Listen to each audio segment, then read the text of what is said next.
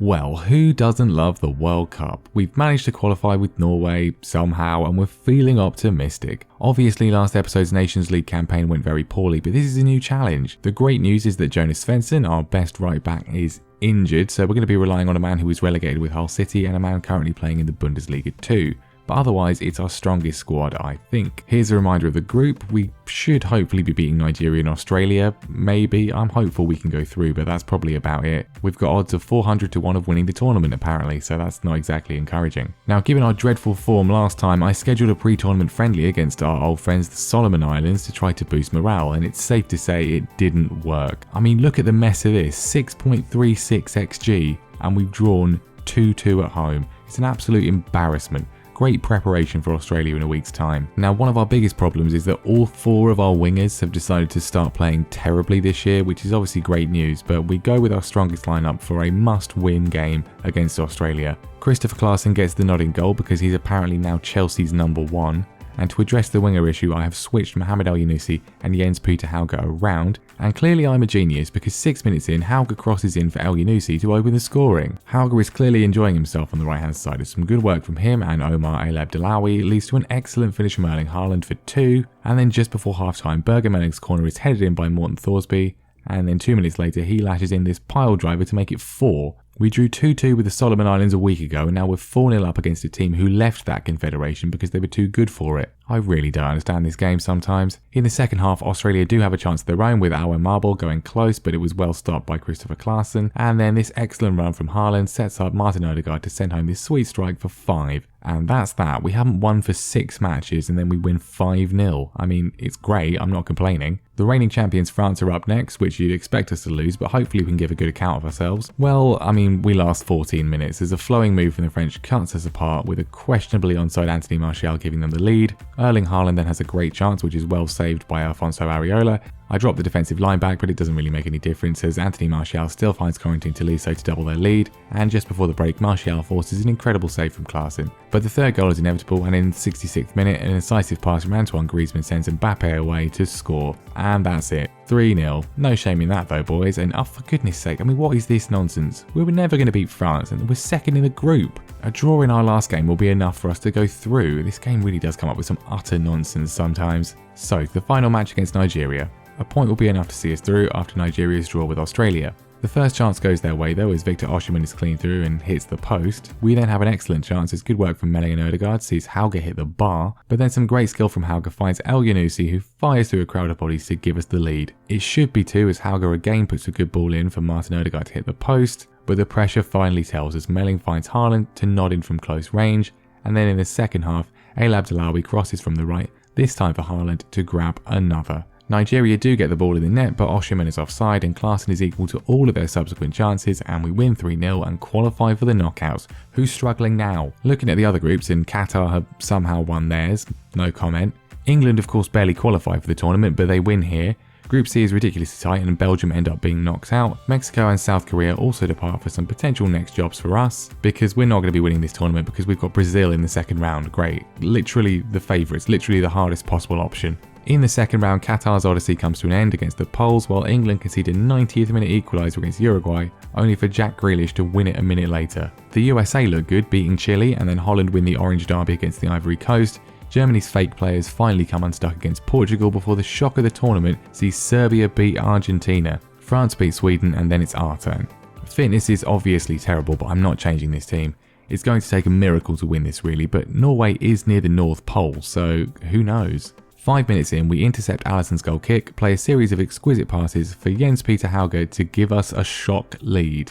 Well, I didn't expect any of this. Let's see if we can hold on. I mean, they often say don't score too early. I think we probably scored too early. Neymar's corner finds Gabriel, but his header is stopped by Klaassen, and at half time we find ourselves somehow leading the favourites. If we can somehow see this out, it will be that miracle I was asking for, but I just don't think it's going to be very possible. In the second half, absolutely nothing happens. My prayers have been answered. We seemingly are about to do the impossible, and then in the 88th minute, Neymar puts in a corner for Bruno Guimaraes to score. I mean, if you told me we'd take them to extra time, I would be thrilled, but not if it was like that. Haaland and Hauge's fitness is so low I have some coffins prepared, but we can't really afford to take them off. Extra time disappears with nothing happening either, and it's penalties. I mean, whatever happens, it's been a mammoth performance from the lads, completely unexpected. I can barely look. Haaland, Hauge, Ajer, Holm, Evgen and Elab Delawi all score their penalties though, with Brazil replying in kind. But then at 6-5 to us, Alexandro sends his effort wide to give us an incredible and ridiculous win. We're in the quarterfinals of the World Cup and we get Portugal as a reward. So yeah, can we be moved to the other half of the draw maybe? That looks a lot more easy. England make the semi-finals again as a Harry Kane winning goal in extra time sees off the Dutch, while Poland become the surprise semi-finalists after beating the USA. Can we join them though? No reason to change any of these heroes for this game against Portugal. We look to get off to a great start again as Martin Odegaard's free kick is headed in by Jens Peter Hauge, but it's ruled out as Martin Bjorfort is apparently offside. Right, sure. So 2 episodes in a row where we've had a goal ruled out, which probably shouldn't have been. We have another great chance as Hauge again goes close before João Felix nearly does us on the counter.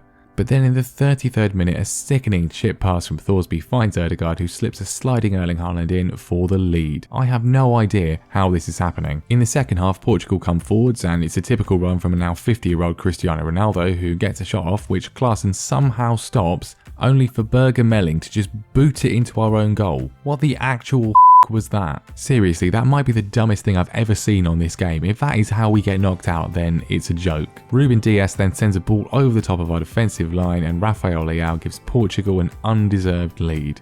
Oh well, it was a nice stream while it lasted. Bjortaf then grazes the bar from this Odegaard free kick, but then out of absolutely nothing, Nelson Semedo and Luis Maximiano make an absolute mess of a simple back pass to let Haaland equalise, presumably snapping his cheek muscles in the process from laughing so much. And then this is the game that just keeps on giving as Bernardo Silva just forgets that he has eyes and Josh King gives Erling Haaland the easiest hat-trick of his life. It's 3-2 and that's it. We're into the World Cup semi-final following the most insane defensive self-destruction ever. Comical defending on both sides. I have absolutely no idea how any of this is happening, but it is absolutely fantastic. Especially as we're going to be playing Poland-Norway as a World Cup semi-final. We'll probably go and lose to them now, won't we? France secure the final semi-final place by beating Serbia. I'll be honest, I didn't really expect to even qualify for the World Cup when we took this job. And after how last episode ended, I assumed getting out of the group would be the best we could do. But here we are, beat Poland and we're in the World Cup final. Morten Thorsby, who's been a rock in the middle of the park, is unfortunately suspended for this one, but otherwise we go again. 16 minutes in and Poland have the ball in the net, but Piatek is well offside in what is the only action of an otherwise incredibly boring first half. Berger Melling then atones for his disgrace in the previous game by finding that man Haaland once again to give us the lead in the World Cup semi-final. 2 minutes later he sees his own effort well saved by Szczesny, but only so El Yunusi can score the rebound to make it 2. Piatek forces some good saves from Klaassen, but then Odegaard is felled in the box and Hauge steps up to make it 3 and send us to the World Cup final with Norway in 2022. I mean, if we do go on and win this, do I get to just be King of Norway or something? England, of course, lose the semi-final to France, which means it's going to be the holders, our group mates, the team that's already beat us 3-0 in the final. Fantastic. England also hilariously lose the third place playoff, but it's time for the main event. Now, obviously, France have already beaten us in the group stage, so we're going to need a bit of luck here, but obviously we're going to go with the same lineup with Thorsby now back in. And the shock news is that Kylian Mbappe doesn't play. He's injured. Our players are pretty exhausted though, and 11 minutes in, the exhaustion tells for Erdem Bjorkhoff, who has to come off injured. The first chance of the game goes to us though, as some incredible work from Hauge to win the ball back gives Martin Odegaard the chance to open the scoring, but his effort is just over. That's it for the first half, and in the second we have another good opportunity. We get into this fantastic position but can't get a clear shot away. And then with their first highlight of the game, Thomas Lemar's free kick finds Lucas Hernandez to give the French the lead. We perform miracles in every round of the tournament so far. Can we do it again? Erling Haaland, much like Ronaldo for Brazil in 1998, is not having a very good game. He's dropped to a 6.2 and I'm going to have to take him off. I put Alex Soloff on, which is never a good thing, and we press forward in search of an equaliser, but as much as we try, as much as we knock on the door, it's not to be. We had 2 great chances before France scored, but in the end, they were too much and they win their 3rd World Cup. That second highlight we had especially, I thought we were going to do it, but we can still absolutely be proud of our performance, as we really did actually deserve to win that one looking at the stats. I'd just like to remind you all this episode began with us drawing 2-2 with the Solomon Islands, and we now really arguably should have won the World Cup final with Norway, but it's not to be. We jump all the way up to 14th in the rankings following our exploits, and Big Earl goes and wins the Golden Ball and the Golden Boot, and he makes the dream team with A-Labs Alawi, who has certainly moved on from relegation with Hull. What an incredible run. It's going to be difficult to ever top that one going forwards, but we have to keep looking for the trophies. We've still only won one, and there's 6 more to go. We came so unbelievably, heartbreakingly close here, so do we stay and try for the Euros? We're certainly very popular with the locals. But there are plenty of other opportunities as well. Argentina, Brazil and Mexico especially could mean trophies, and Deschamps has now left France on a high, so there's definitely a choice to be made. Find out next time.